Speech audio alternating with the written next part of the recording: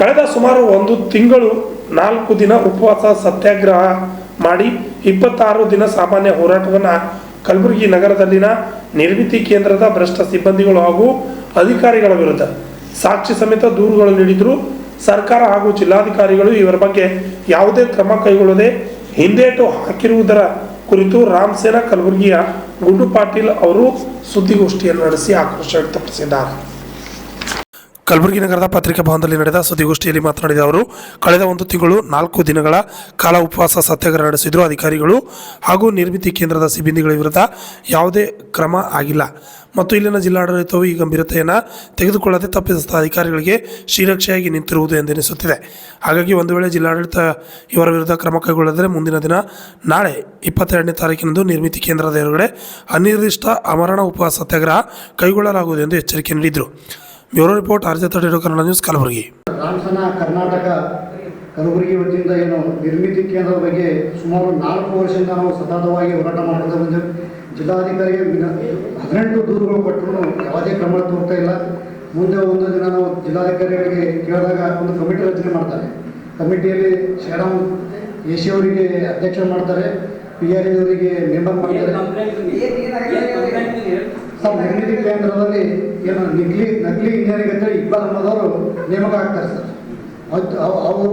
ಒಬ್ಬರು ಶಿವಾನಂದ ಲೆಕ್ಕಾಧಿಕಾರಿ ಅಂತೇಳಿ ಅವರು ವಯಸ್ಸಿನ ಹೊತ್ತಿಗೆ 75 ನಾವು ಕಾರ್ಯನಿರ್ವಹಿಸಿದ್ದಾರೆ. ಅವರಿಗೆ ನಾವಂತೂ 75 ವಯಸ್ಸಾಗಿದೆ. ನಾಳೆ ಏನಾದರೂ ಹೆಚ್ಚುಕಮ್ಮಾದರೆ ಲೆಕ್ಕಾಧಿಕಾರಿಗಳಿದ್ದಾರೆ, ಅವ್ರು ತೆಗೆದು ಮತ್ತೆ ಯುವಕರು ಇದ್ದಾರೆ. ಈಗಿನ ಜನರಲ್ಲಿ ನೌಕರಿ ಸಿಗ್ತಾ ಇಲ್ಲ, ಆದ್ರೂ ಅವರು ಅಲ್ಲೇ ಕೆಲಸ ಮಾಡ್ತಾ ಇದ್ದಾರೆ. ನಾವು ಜಿಲ್ಲಾಧಿಕಾರಿ ದೂರು ಕೊಟ್ಟರು ಅವ್ರ ಬಗ್ಗೆ ಕ್ರಮ ತಗೋತಾ ಇಲ್ಲ. ಆ ರೀತಿ ಒಂದು ಕಮಿಟಿ ಮಾಡಿದ್ರು. ಶ್ರೀರಾಮ್ AC ಅವರಿಗೆ ಒಂದು ಅಧ್ಯಕ್ಷ ಮಾಡಿದ್ರು, PRA ಅವ್ರಿಗೆ ಕಮಿಟಿ ಮಾಡಿದಾಗ ಕಮಿಟಿ ರಿಪೋರ್ಟ್ ಬಂತು. ಇಕ್ಬಾಲ್ ಅವರು 2007ರಲ್ಲಿ ನಿರ್ಮಿತಿ ಕೇಂದ್ರದಲ್ಲಿ ಮಿಸ್ತ್ರಿ ಅಂತೇಳಿ ಜಾಯ್ನ್ ಆಗ್ತಾರೆ. 2007ರಲ್ಲಿ ಮುಂದೆ 2007ರಲ್ಲಿ ಜಾಯ್ನ್ ಆಗ್ಬೋದು, ಕೆಲಸ ಮಿಸ್ತ್ರಿಯಾಗಿ ಕೆಲಸ ಮಾಡ್ಬೋದು. 2016ರಲ್ಲಿ ಡುಪ್ಲಿಕೇಟ್ ಡಿಪ್ಲೊಮಾ ಸರ್ಟಿಫಿಕೇಟ್ ರೆಡಿ ಮಾಡ್ತಾರೆ. 17ರಲ್ಲಿ ರೆಡಿ ಮಾಡಿ ಅಲ್ಲಿರ್ತಕ್ಕಂಥ ಪ್ರಾಜೆಕ್ಟ್ ಮ್ಯಾನೇಜರ್ ಲಿಂಗರಾವ್ ಬೇರೆದವರು ಇಕ್ಬಾಲ್ ಅಹಮದ್ ಇಬ್ಬರು ಸೇರಿಕೊಂಡು GB ಮೀಟಿಂಗಲ್ಲಿ ಇಡ್ತಾರೆ. ಜಿಲ್ಲಾಧಿಕಾರಿಗಳು ಅಧ್ಯಕ್ಷರಾಗಿ ನಿರ್ಮಿತಿ ಕೇಂದ್ರ ಅಧ್ಯಕ್ಷರು ಜಿಲ್ಲಾಧಿಕಾರಿಗಳು ಇಡ್ತಾರೆ. GB ಮೀಟಿಂಗಲ್ಲಿ ಏನು ಮಾಡ್ತಾರೆ, ಲಿಂಗರಾವ್ ಬೇರೆದವ್ರಿಗೆ ಅಂತಾರೆ, ಸರ್ ಮೇಡಮ್ ಸರ್ ಅವರು ಎಲ್ಲ ಒಳ್ಳೆಯದೇ ಒಳ್ಳೆಯ ವರ್ಗಾಲ ಅಂತೇಳಿ ಇವನಿಗೆ SO ಪೋಸ್ಟ್ ಕೊಡಿ ಅಂತೇಳಿ ಮನವಿ ಮಾಡ್ತಾರೆ. ಆವಾಗ ಜಿಲ್ಲಾಧಿಕಾರಿಗಳು ಅವ್ನು ಯಾವುದೇ ದಾಖಲೆಗಳೇ ಕೊಡಲ್ಲ, ಅವನಿಗೆ SO ಪೋಸ್ಟ್ ಕೊಡ್ತಾರೆ. SO ಪೋಸ್ಟ್ ಕೊಟ್ಟು ಸುಮಾರು 60ರಿಂದ 75 ಕೋಟಿ ವರ್ಕ್ ಮಾಡ್ತಾರೆ. ನನ್ನ ದಾಖಲೆ ಇದೆ, 60ರಿಂದ 75 ಕೋಟಿ. ಮುಂದೆ ನಾವು ಹೋರಾಟ RTI ಕೇಳಿದಾಗ ಮುಂದೆ ಏನು ಮಾಡ್ತಾನೆ, ನನಗೆ SO ಪೋಸ್ಟ್ ಅಲ್ಲ, ನಾನು ಹಿಂದೆ ಪಡಿತೀನಿ, ನಾನು ಮಿಸ್ತ್ರಿಯಾಗಿ ಉಳಿತೀನಿ ಅಂತ ಹೇಳ್ತಾನೆ. ಬಟ್ ಅಲ್ಲಿ ನಿರ್ಮಿತಿ ಕೇಂದ್ರ ಸರ್ಕಾರದ ಜಿಲ್ಲಾಧಿಕಾರಿ ಅಷ್ಟೇ ಮಿಸ್ತ್ರಿ ಅವ, ಬಟ್ ವರ್ಕ್ ಇಂಜಿನಿಯರಿಂಗ್ ಅದೇ ಮಾಡ್ತಾರೆ. ಈ ಮಿನಿಮಮ್ 100 ಕೋಟಿ ಆಗಿರ್ಬೋದು. ಸಂಬಂಧಪಟ್ಟ ಎಲ್ಲ ದಾಖಲೆಗಳಿದ್ದರೂ ಜಿಲ್ಲಾಧಿಕಾರಿಗಳು ಅವರಿಗೆ ಕ್ರಮ ತಗೋತಾ ಇಲ್ಲ. ಕಮಿಟಿ ಮಾಡಿದ್ರು, ಒಬ್ಬ ಶ್ರೀರಾಮ್ AC ಅವರಿಗೆ ಕಮಿಟಿ ಮಾಡಿದ್ರು, ಮೆಂಬರ್ PRA ಅವರಿಗೆ ಮಾಡಿದ್ರು, PWD 3 ಮಾಡಿದ್ರು. 3 ಹೇರಿಂಗ್ ಕರೆದ್ರು. ನಾವು 3 ಹೇರಿಂಗ್ ಜಾಯ್ನ್ ಆಯಿತು. ನಾವು ಏನು ಸಂಬಂಧಪಟ್ಟ ದಾಖಲೆಗಳು ಕೊಟ್ಟು ಅವರು ಕೊಟ್ಟರು. ಬಟ್ ಅದರಲ್ಲಿ ಏನು ಮಾಡಿದ್ರು, ಅಧ್ಯಕ್ಷರು ಯಾವುದೇ ನಮ್ಮ ದಾಖಲೆ ಕೇಳಿದ್ರೆ ಅವನ ಪರವಾಗಿ ಸುಳ್ಳು ದಾಖಲೆ ಕೊಡ್ತಾರೆ.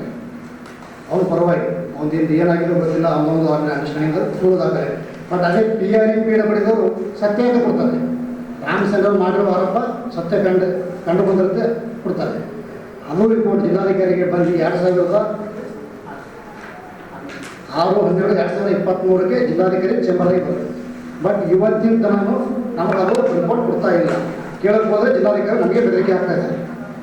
ಯಾಕಪ್ಪ ಏನು ಹೆಚ್ಚಿಗೆ ಇದ್ರಾಗ ನೀರು ಮಾಡೋಕ್ಕೆ ನಮಗೆ ಜಿಲ್ಲಾಧಿಕಾರಿಗಳು ಬೆದರಿಕೆ ಆಗ್ತಾ ಇದ್ದಾರೆ. ಹೀಗಾಗಿ ನಾವು ಏನು ಹೋದ ತಿಂಗಳು 19 ತಾರೀಕು ಧರಣಿ ಸತ್ಯಾಗ್ರಹ ಕೊಟ್ಟಿದ್ವಿ. ಇವತ್ತಿಗೆ 34 ದಿನ. ಧರಣಿ ಸತ್ಯಾಗ್ರಹದಲ್ಲಿ ಫಸ್ಟಿಗೆ 3 ದಿನ ಅವರಿಗೆ ಧರಣಿ ನಾನು ಅಂತಂದ್ರೆ 3 ದಿನ ಕ್ರಮ ತಗೊಳ್ಳಿ, ಮುಂದೆ ಉಪವಾಸ ಆಮಂತ್ರಣ ಸತ್ಯಾಗ್ರಹ ಕೊಡ್ತೀವಿ ಅಂತೇಳಿ ಅವ್ರಿಗೆ ಹೇಳಿತ್ತು. ಬಟ್ 4 ದಿನ ನಾನು ಉಪವಾಸ ಆಮಂತ್ರಣ, ಬಟ್ ಊಟ ಇಲ್ಲ ನೀರಿಲ್ಲ 4 ದಿನ ಕೊಟ್ಟಾಗ ನಂದು BP ಶುಗರ್ 7 ಶುಗರ್ 70 ಆಯಿತು, BP 80 ಆಯಿತು. ಡಾಕ್ಟರ್ಗಳು ಕೈ ಬಿಟ್ಟಾಗ ಅಲ್ಲಿ ಸಂಬಂಧಪಟ್ಟ ಇಲಾಖೆ ಪೊಲೀಸ್ ಡಿಪಾರ್ಟ್ಮೆಂಟ್ ಏನು ಮಾಡ್ತಾರೆ, ತಹಶೀಲ್ದಾರ್ಗಳಿಗೆ ಕರ್ಕೊಂಡ್ಬರ್ತಾರೆ. ತಹಶೀಲ್ದಾರಿಗೆ ಕರ್ಕೊಂಡ್ಬಂದು ಮನವಿ ಸ್ವೀಕರಿಸ್ತಾರೆ. ಮನವಿದ ತಹಶೀಲ್ದಾರ್ ಏನು ಹೇಳ್ತಾರೆ, ನಾನು ಇದು ನೋಡಿ 48 ಗಂಟೆದಾಗೆ ಕ್ರಮ ತಗೋತೀನಿ ಅಂತ. ನಾವೇನಿದೆ ಸರ್ 48 ಗಂಟೆಗಳು ಬೇಡ, 7 ದಿನ ತೋರಿ ಕೇಳ್ತೀವಿ ನಾವು. ಬಟ್ ಉಪವಾಸ ಆಮಂತ್ರಣ ಬಿಡ್ತೀನಿ, ಬಟ್ ಧರಣಿ ಬಿಡೋದಿಲ್ಲ. ನೀವು ವರದಿ ಬರುತ್ತೆ, ಧರಣಿ ಬಿಡೋದಿಲ್ಲ. 7 ದಿನ ಆದಮೇಲೆ ವರದಿ ಬರುತ್ತೆ. ವರದಿಗೆ ಏನು ಬರುತ್ತೆ ಅಂದರೆ ಇದು ನಮ್ಗೆ ಸಂಬಂಧಪಡಲ್ಲ, ಮೇಲಧಿಕಾರಿಗೆ ಜಿಲ್ಲಾಧಿಕಾರಿ ಕ್ರಮ ತಗೋಬೇಕು, ಅವ್ರಿಗೆ ಸುಳಾಪೋತ್ರ ಕೊಟ್ಬಿಡ್ತಾರೆ. ಬಟ್ ನಾವು ಉಡಾಪುದ್ರ ಕೊಟ್ಟರು ದಣಿ ಕಂಟಿನ್ಯೂ ಕೊಡ್ಕೊತ ಬಂದ್ವಿ. ಇವತ್ತಿಗೆ 34 ದಿನ ಇಲ್ಲಿ ತನಕ ಜಿಲ್ಲಾಧಿಕಾರಿಗಳು ಸ್ಪಂದಿಸ್ತಿಲ್ಲ. ನಮ್ಮದು ಜೀವಕ್ಕೆ ಬೆದರಿಕೆನೂ ಇದೆ, ಇಕ್ಬಲ್ ಅಮ್ಮವರಲ್ಲಿ ಬೆದರಿಕೆನೂ ಇದೆ. ಯಾಕಂದರೆ ನಾನು ಕಮಿಟಿ ರಿಪೋರ್ಟ್ ಟೈಮಿಂಗ್ ಬೆದರಿಕೆ ಬಂದಾಗ ಶ್ರೀರಾಮೇಶ್ವರಿಗೆ ರಿಪೋರ್ಟ್ನೂ ಕೊಟ್ಟಿದ್ದೆ, ನಾನು ಬೆದರಿಕೆ ಕಂಪ್ಲೇಂಟ್ನೂ ಕೊಟ್ಟಿದ್ದೆ. ಬಟ್ ಅವ್ರಿಗೆ ಯಾವುದೂ ಕ್ರಮ ತಗೋತಾ ಇಲ್ಲ. ಮತ್ತು ನಾಳೆ ಹಿಡಿದು ನಾವು ಒಂದು ಹೋರಾಟ, ಉಗ್ರವಾದ ಹೋರಾಟ ಹಮ್ಮಿಕೊಂಡಿದ್ದೀವಿ. ಉಗ್ರವಾದ ಹೋರಾಟ ಮಾಡಿದರೆ ಸರ್ಕಾರದ ಬೇಲಿ ಮಧ್ಯೆ ಸಿಕ್ಕಿಬಿದ್ದ ರಾಮಸೇನೆ ಕಾರ್ಯಕರ್ತ ಸುತ್ತಮುಳ್ಳು ನಡುವ ಯಾವುದೇ ಉಪವಾಸ ಹೊತ್ತಾಗಾರ, ಊಟ ಇಲ್ಲ, ನೀರಿಲ್ಲ, ಏನಿಲ್ಲ. ನ್ಯಾಯ ಸಿಗೋವರೆಗೂ ಆ ಜಾಗ ಬಿಟ್ಟು ತಲುಪೋದಿಲ್ಲ. ಎಲ್ಲಿ ಮಧ್ಯೆ ಹೊರಗಡೆ ಬರೋದಿಲ್ಲ, ಊಟ ಇಲ್ಲ, ನೀರು ಏನೂ ತಗೋದಿಲ್ಲ. ಹಾಗಾಗಿ ಇವತ್ತು ನೀವು ಪತ್ರಿಕಾಗೋಷ್ಠಿಗೆ ಇರ್ತೀನಿ. ಬಟ್ ಯಾಕಂದರೆ ಜಿಲ್ಲಾಧಿಕಾರಿಗಳು ಯಾಕೆ ಅವನಿಗೆ ಅಷ್ಟು ಕಾಳಜಿ ವಹಿಸಿದೆ ಅಂತ ಗೊತ್ತಾಗ್ತಾ ಇಲ್ಲ. ಎಲ್ಲ ದಾಖಲೆ ಕೊಟ್ಟಿದೆ, ಕ್ರಮನೂ ಆಗಿದೆ, ರಿಪೋರ್ಟ್ನೂ ಬಂದಿದೆ. ಬಟ್ ಅವನ ಪರವಾಗಿ ನಿಲ್ತಾ ಇದ್ದಾರೆ. ಸರ್ ಏನಿಲ್ಲ, ಅವನ್ನ ಕ್ರಮ ಮಾಡಿ ಹೊರಗೆ ಹಾಕ್ಬೇಕು. ಮತ್ತು ನಮಗೇನಂದ್ರೆ ಏನಿಲ್ಲ, ಆಯಿತು ಏನು 75 ವರ್ಷ ಚುನಾವಣೆ ಅಂತ ಅದನ್ನಲ್ಲ, 75 ವರ್ಷ ಇವಾಗ 20 ಅಂದ್ರೆ ಮತ್ತೆ ಯಾವ ಲೆಕ್ಕ ಸರ್? ಬಟ್ ಈಗ ಹೇಳ್ತಾರೆ, ಪ್ರಿಯಾಂಕಾ ಸಾಬ್ರು ಹೇಳ್ತಾರೆ ಸಂವಿಧಾನದಾಗ ಎಲ್ಲ ಕಾನೂನುಬದ್ಧವಾಗಿ ಹಾಕ್ಬೇಕು. ಈಗ ಕಾನೂನು ಇದೆ, ಕಾನೂನು ಬಿಟ್ಟಿದೆ ಗೊತ್ತಾಗ್ತಾ ಇಲ್ಲ ನನಗೆ. ಅಧ್ಯಕ್ಷ ಇದು ಜಿಲ್ಲಾಧಿಕಾರಿ ಮಾಧ್ಯಮ ಹೇಳ್ತಾರೆ ಎಲ್ಲ ಇದು ಎಲ್ಲ ಸಂವಿಧಾನದಾಗ ಸಂವಿಧಾನ ದಾಖಲೆ ಕೊಟ್ಟಿದೆ. ನಕಲಿ ಇಂಜಿನಿಯರ್ ಈ ಥರ ಅಂದರೆ ಮತ್ತು ಈ ಡಿಪ್ಲೊಮಾಟ್ ಹೇಳ್ತಾರೆ ಉದ್ಯೋಗ ಮೋದಿಯವರು ಉದ್ಯೋಗ ಕೊಡಲಾಗ್ಯಾರ, ಉದ್ಯೋಗ ಇದುಕಿಯವರು ಕೊಡಲಾಗ್ಯಾರ. ಇವ್ರು ತೆಗೆದಾಗ ಮಾತ್ರ 10 ಮಂದಿ ಜಾಯ್ನ್ ಆಗ್ತಾರೆ. ಬರೀ ಒಬ್ಬರೇ 100 ಮಂದಿ ಕೆಲಸ ಮಾಡ್ತಾರೆ.